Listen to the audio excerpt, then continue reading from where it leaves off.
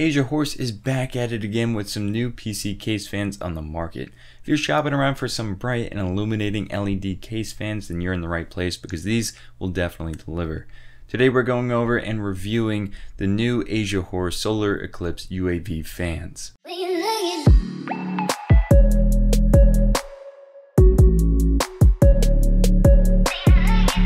Hey, what's up guys, my name is JD from JD Tech here, and welcome back to the channel where we discuss PC passion, tech reviews, unboxings, and setup design. So if you're into that sort of thing, consider subscribing and checking out the rest of the channel if you're into that sort of thing. So I reviewed the original Solar Eclipse fans from Asia Horse a little while back, and I was very impressed with them for such a budget-friendly price, and these follow suit. These have some upgrades from the previous Solar Eclipse design. First, the plastic blades feature a thicker and more robust plastic to increase build quality.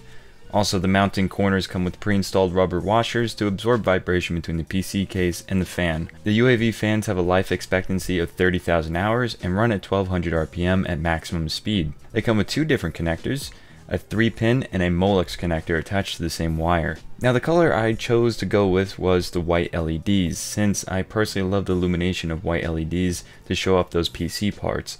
But they also come in blue and red, and perhaps even more colors in the future. Personally, I hope that eventually Asia Horse incorporates RGB illumination into its case fans into the future. These fans look brilliant and are very aesthetically pleasing. The solid white light is bright, and the ring design of the light is a great design. The clear blades carry and reflect the light coming from the ring to really make these fans pop. They really do a stellar job at illuminating your PC components. So how did these perform? Well, I started by installing these into my Ryzen build with a Thermaltake Versa C21 case. This case has a built-in fan controller, well, multiple fan controllers that I plugged in directly into.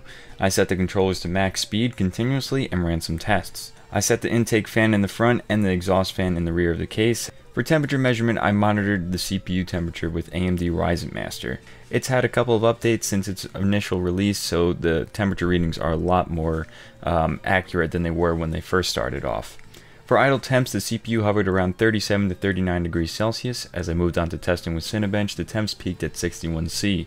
Next, I ran AMD CPU-Z with the max CPU temp of 54C, and lastly, I ran TimeSpy CPU test with the temps reaching at just under 58C. I then reinserted the 3-pin connectors into the motherboard instead of the fan controller on the PC case. Now, it's also worth noting that these fans are not PWM fans, so the lights on these will dim in response to the fan speed. When the PC is first turned on, the lights are at its dimmest, and once the PC has been on for a few minutes idling, then they reach a medium brightness.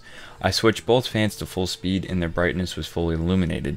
The fan speed reached at around 1350 RPM, and on normal mode, they hovered around 800 RPM. In all honesty though, you could run these fans at max speed and not be bothered by them. They are really quiet. Now, here's what they sound like at full speed with a sensitive microphone up close.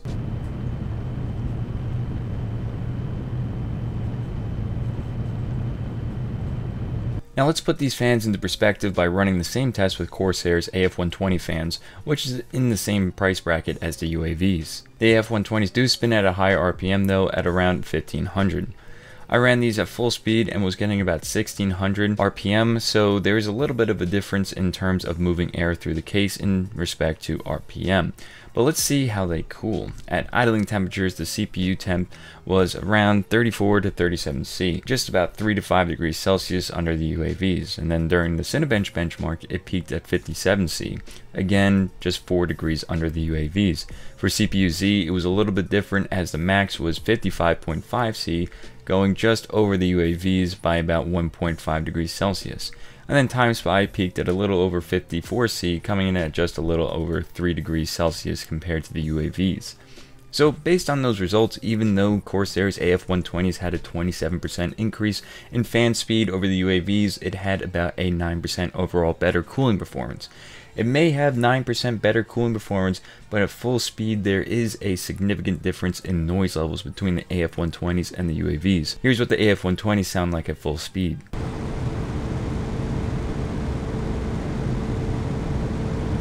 And again, here are the UAVs.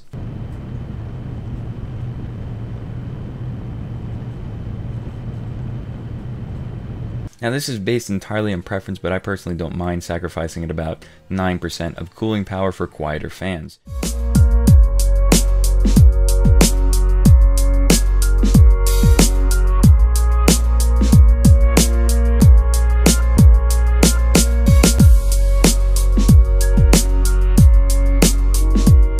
So based on these findings, Asia Horse's UAVs are a little bit more efficient in terms of cooling than the AF-120s. Even with the margin of error, the cooling efficiency is at least on par, if not better, than the AF-120s.